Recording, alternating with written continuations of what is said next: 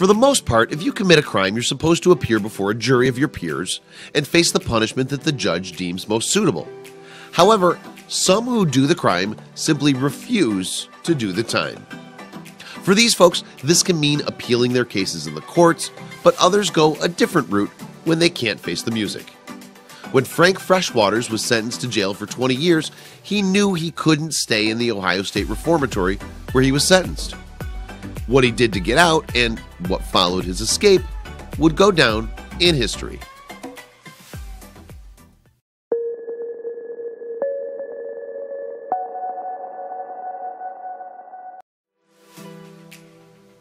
In 1957, nothing could stop the handsome Frank Freshwaters, newly married.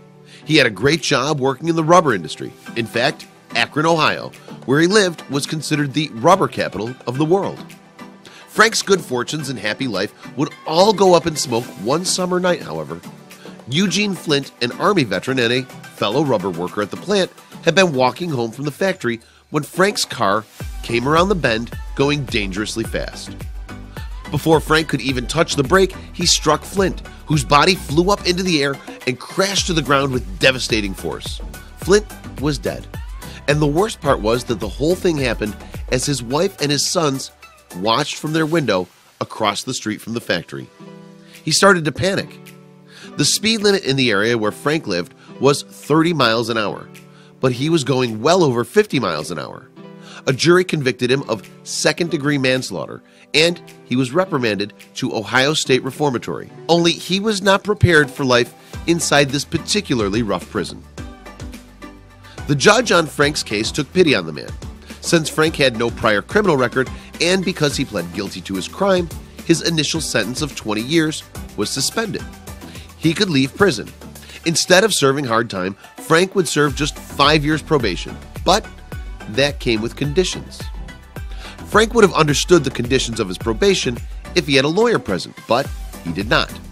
Because of this, he went ahead and purchased a car and a new driver's license, two things that violated his probation. He also failed to report weekly to his probation officer and never paid Flint's widow the weekly restitution that was dictated by the court. Because he violated the terms of his probation, Frank was sent back to Ohio State Reformatory. It was a grim and dangerous place, especially for someone as baby-faced as Frank. He was locked up along with rapists, thieves, and other hardened criminals. The Mansfield, Ohio prison was home to the world's largest freestanding cell block. Frank wasn't even 6 feet tall and weighed just 150 pounds. As soon as he saw his cell, he knew that he was in for a very rough ride. The prison, while huge, was also very overpopulated. It smelled terrible. Rats and roaches ran rampant, and the men who were kept inside the prison were loud, violent, and often remained horribly dirty rather than risk the dangers of prison showers. Each prison cell in the facility was just 7 feet by 9 feet in size, which was not a lot of space when you consider the fact that each cell was designed for 2 inmates to share. A sink, a toilet, and a writing desk were the only pieces of furniture that they were allowed. Because of the type of crime Frank committed, he was only kept under medium security. This meant he could have a job at the prison, and he did, working daily inside of the prison hospital. Other than that, he kept to himself, desperate to keep a low profile and avoid trouble with the other inmates or the guards. Things inside of the prison might have been rough, but outside of the prison, Frank's life wasn't going so well either. After Frank was sent to prison, his wife decided to leave him. She took their sons and decided it was time to leave the state altogether. With nothing left to lose, Frank's mind turned to thoughts of escaping the prison. He knew that he didn't have it in him to wait several years, nor would he try to dig his way out of the prison under the cover of night. He had another plan altogether. Frank knew that the key to his escape was getting a job working outside on the prison's farmland, and the only way to be posted there was with good behavior. He was awarded a bond of faithful service and trust on September 1st, 1959, and given a spot working outside. His plan was in motion. After receiving this special bond, Frank was transferred to a facility 50 miles away from the reformatory.